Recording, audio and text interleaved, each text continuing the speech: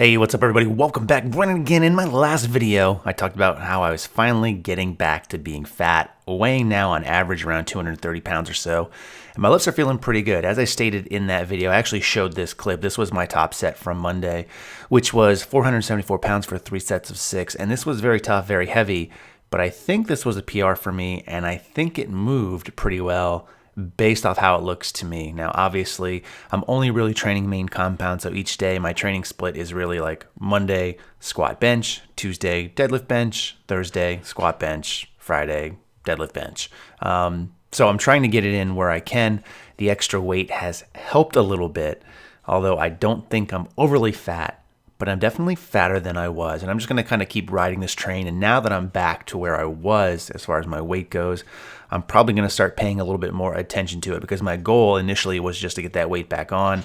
But now that I'm back there, I want to make sure that I'm putting on good weight at a nice, reasonable pace. And overall, I think this week went pretty well. I was pretty exhausted, but the weights are really ramping up for me. This training cycle has been going on for quite a while, and typically I'd be looking to do a meet somewhat soon. But again, as I talked about in the last video, I've been doing pretty much a meet at the end of every training cycle, and I don't think that's the best idea for me. Even though I've been able to add weight to my total each time, I think my goal here is to just really get stronger and work on a lot of things and maybe get a couple of training cycles under my belt.